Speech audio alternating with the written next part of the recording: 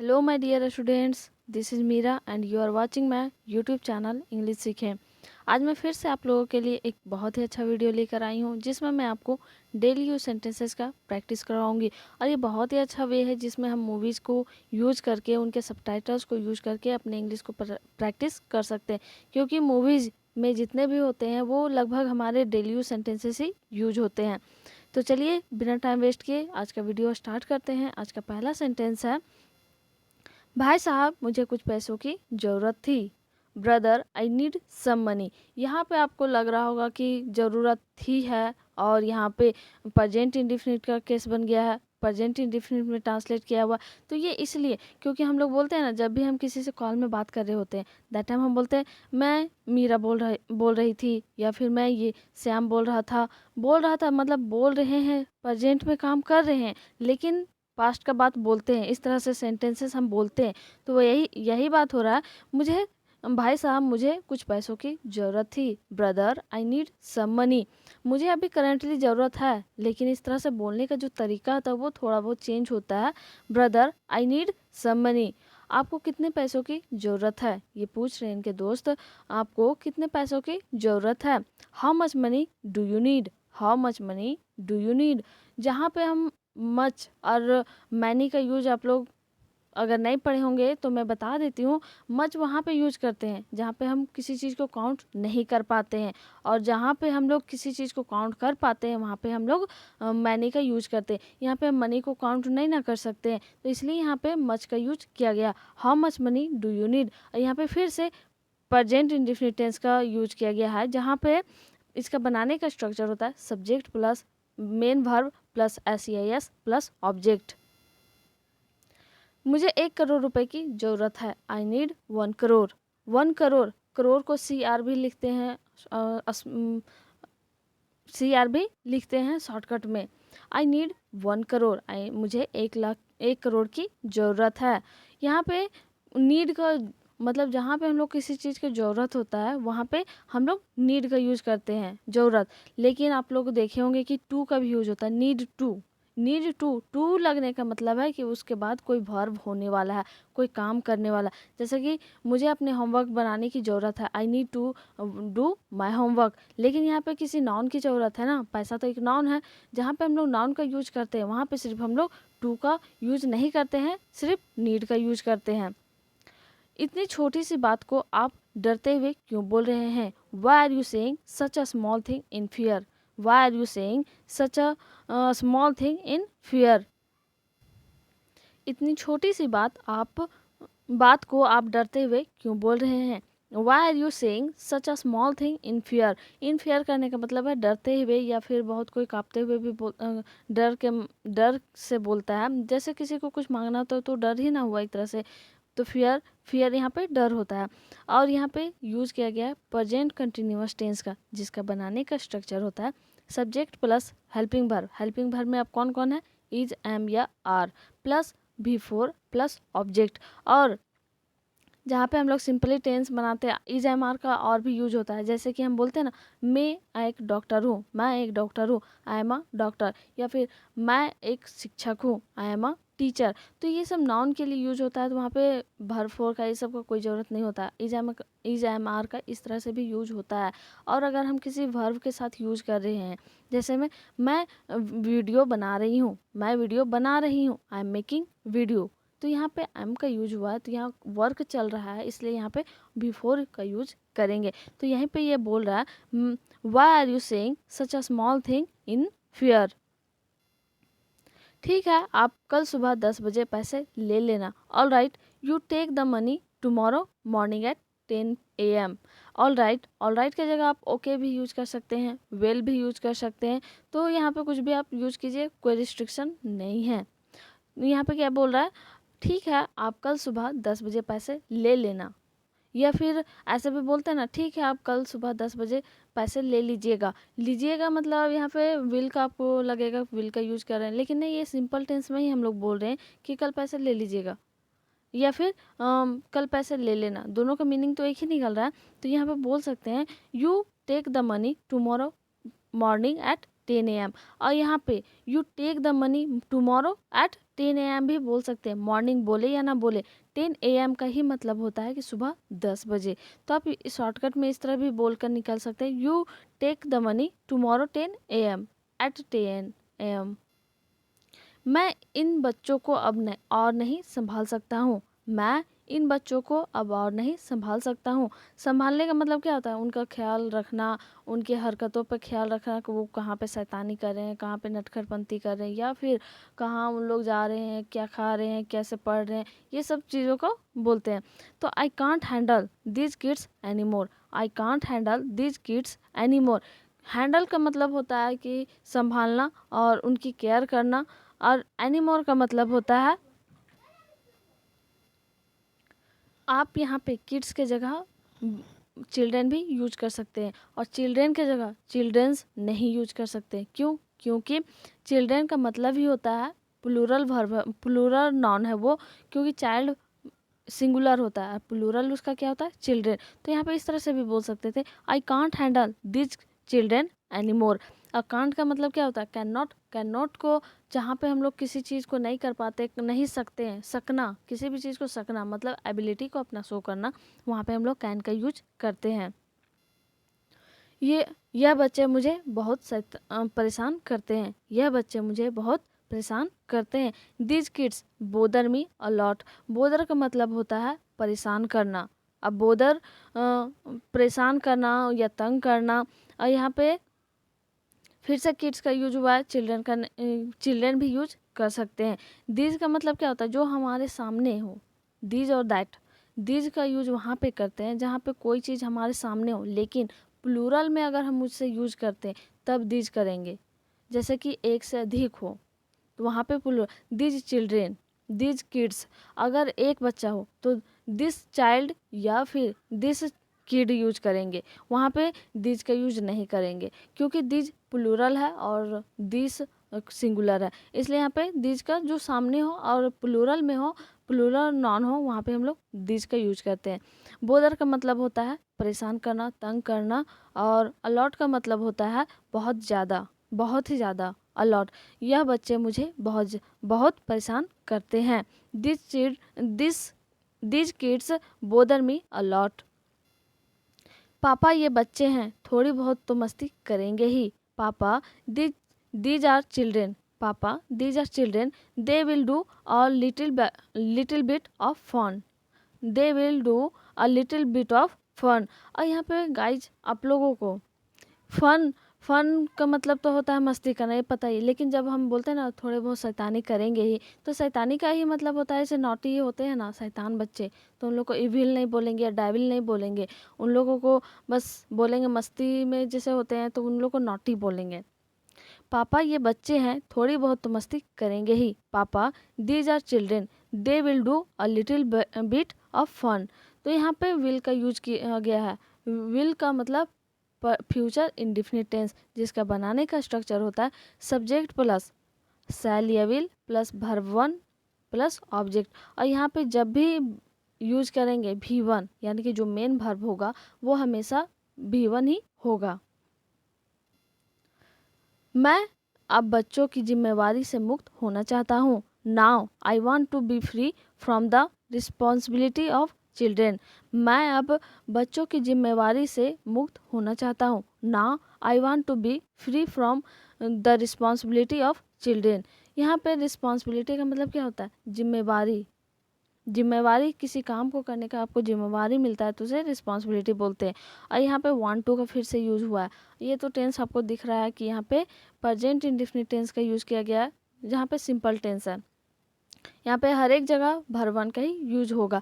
और want to का मतलब जहाँ पे हम लोग चाहते हैं, कोई भी काम करना चाहते हैं, वहाँ पे वांट टू का। अब पहले भी हम बताएं कि जहाँ पे नीड टू, नीड का, जहाँ पे हम लोग सिर्फ किसी वस्तु का बात करें, नाउन का या बात करें, वहाँ पे टू नहीं लगाते। यहाँ पे भी सेम प्रोसेस है वैसा ही, कि अगर सिर्फ किसी वस्तु को अगर हम चाहते हैं, आई वांट दैट आइसक्रीम या फिर आई वांट दैट एप्पल, तो वहाँ पे सिर्फ वांट यूज करेंगे। अगर टू हम लगाते हैं तो किसी वर्ब के साथ लगाना होगा, हमें किसी काम को दिखाना होगा कि मैं यह काम नहीं करना चाहता, या फिर मैं कॉलेज नहीं जाना चाहता। इस तरह से आप करना होगा। टू मतलब वर्ब लगाना होगा आपको।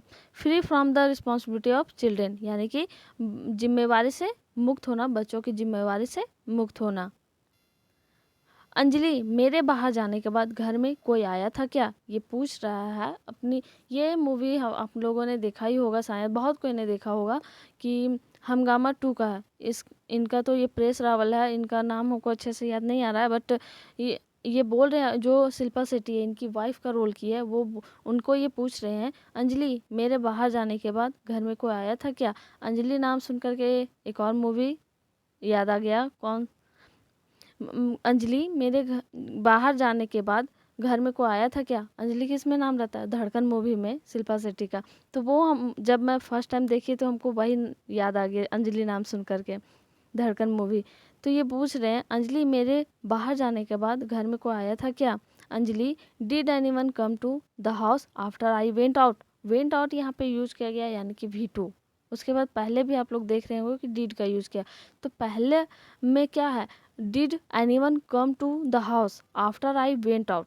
डिड का यूज किया गया, मतलब past indefinite tense. Past indefinite tense में बनाने का स्ट्रक्चर क्या होता है? Subject plus V2 plus object. लेकिन यहाँ पे क्वेश्चन पूछ रहे हैं, अगर हम किसी से क्वेश्चन पूछते हैं, क्या तुम कोई आया था, या क्या तुम गए थे, क्या तुम जाना चाहे थे, इस टाइप से जब जो हो गया होता है वर्क, जिसमें हम किसी को क्वेश्चन पूछते हैं, पास्ट में जो काम हो गया और हम उसमें क्वेश्चन पूछना चाहते हैं या क्वेश्चन पूछते हैं, तो हम लोग पहले क्या करेंगे?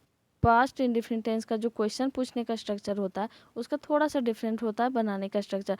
पहले डिड को लिखेंगे, जो भी हेल्पिंग वर्ब होगा उसे हम पहले लिखेंगे, डिड को मतलब कि हम पहले लिखेंगे, प्लस जो सब्जेक्ट होगा उसे लिखेंगे, प्लस वर्ब 1 यूज करेंगे, प्लस ऑब्जेक्ट। और जब भी आप क्वेश्चन पूछते हैं किसी से या फिर इंट्रोगेटिव सेंटेंसेस बनाते हैं, दैट टाइम हमें क्या करना होता है कि हमें वर्ब 1 का यूज करना होता है। देखिए यहाँ पे भी यूज हुआ, डिड एनीवन कम। अगर यहाँ पे केम यूज होता तो यहाँ पे क्वेश्चन नहीं पूछते।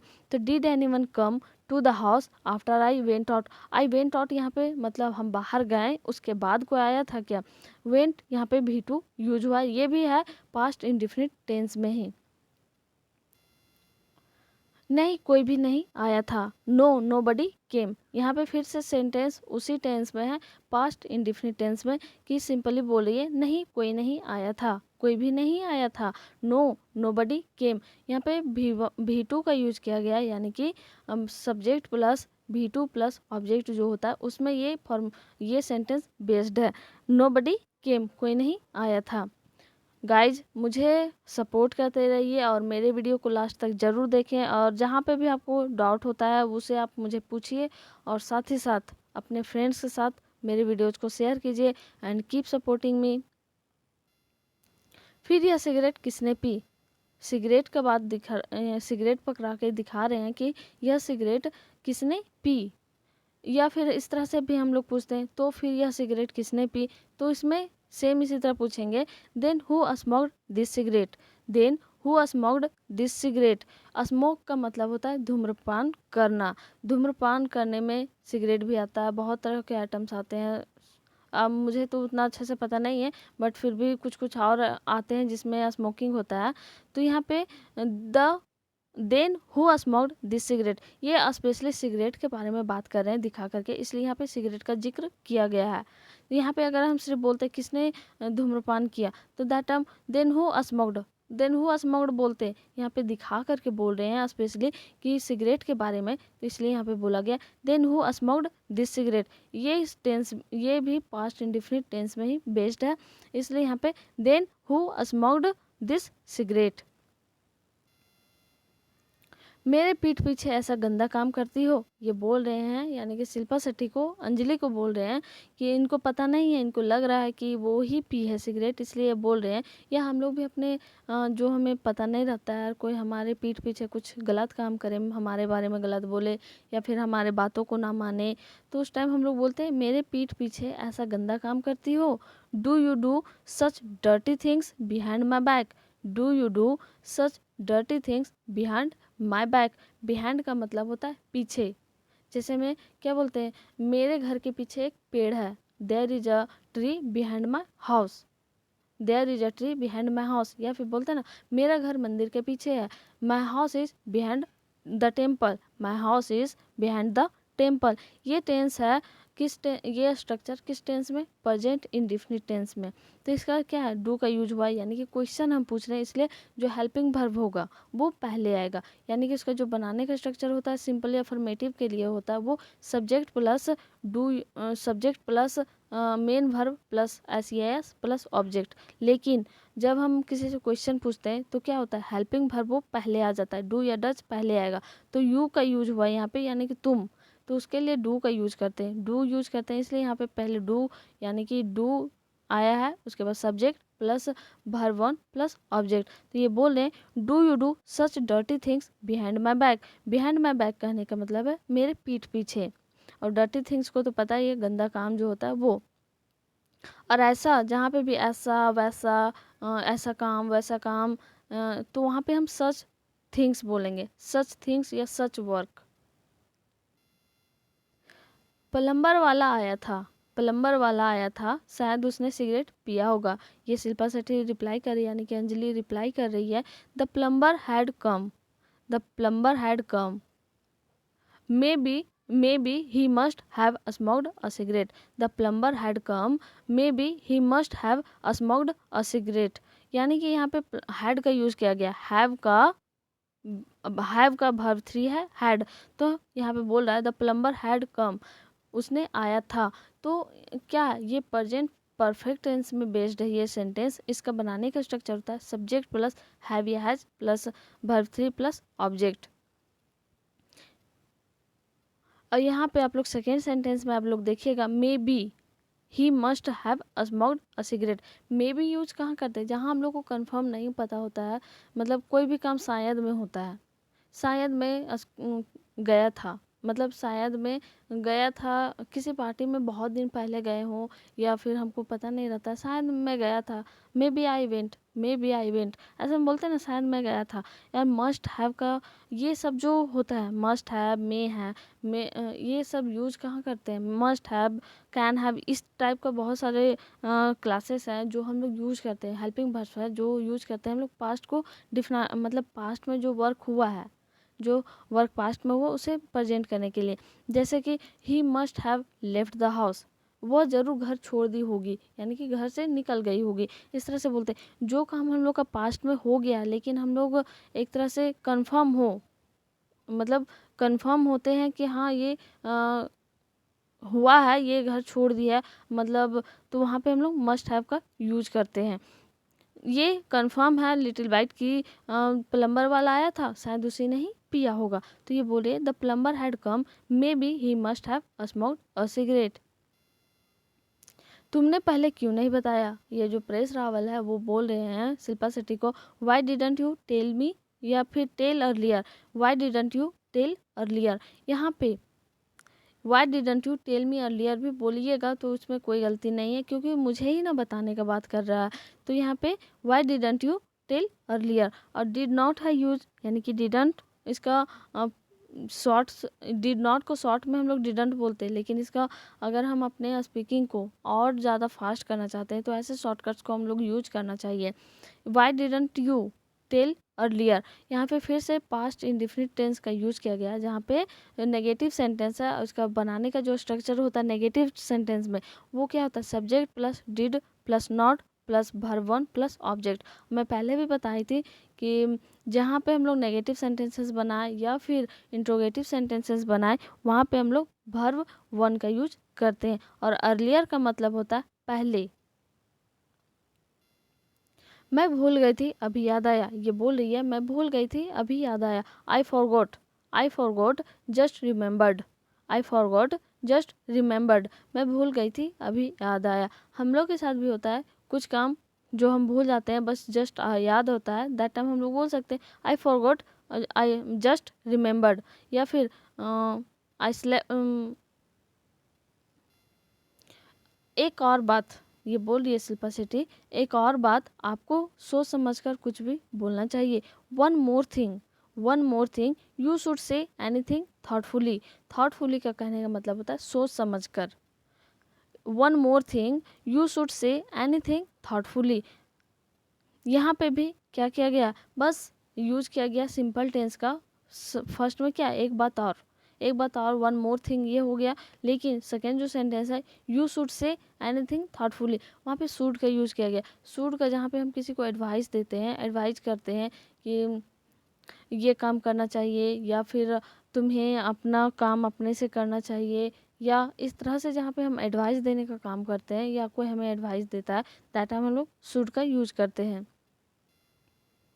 तुम मेरे पैसे वापस कब करोगे, when will you return my money, when will you return my money. यहाँ पे विल का यूज़ किया गया, यानी कि फ्यूचर इंडिफिनिट टेंस। और यहाँ पे इसका बनाने का स्ट्रक्चर जो अफर्मेटिव में होता है, सिंपल जो सेंटेंसेस बनाते हैं, वहाँ पे क्या होता है, सब्जेक्ट प्लस शैल या will plus verb one plus object.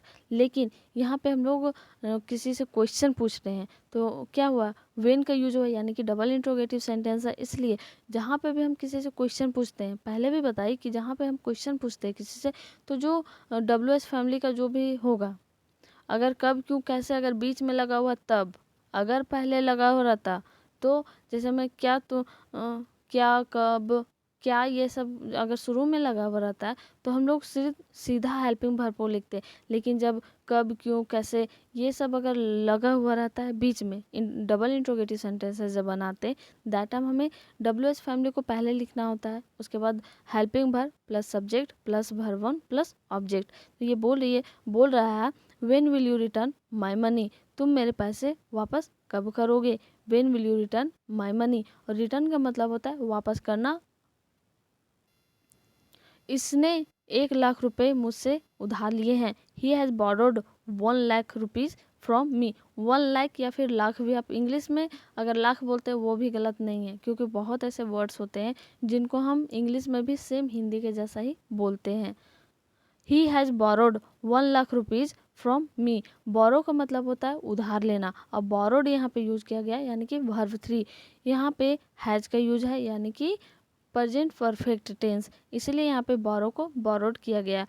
क्या बनेगा इसका स्ट्रक्चर, सब्जेक्ट प्लस हैव या has plus verb 3 plus object. तो यहाँ पे हैज का यूज हुआ है, और वर्ब 3 हमेशा यूज करना होता है। जहाँ पे भी हम लोग प्रेजेंट परफेक्ट टेंस का यूज करते हैं, वहाँ पे हम लोग वर्ब 3 का ही यूज करते हैं। और जो काम जस्ट मतलब होता है, वो जो काम हो चुका है, ये पास्ट फॉर्म है एक तरह से, जो काम हो चुका होता है वहाँ पे हम लोग हैव या हैज का यूज करते हैं। He has borrowed 1 lakh rupees from मी। और लौटाने का नाम भी नहीं लेता। अब बहुत कोई ऐसे होते हैं जो हमसे उधारी ले लेते हैं या फिर कोई सामान ले लेते हैं, और लौटाने का बात आता है तो वो कुछ बोलते ही नहीं।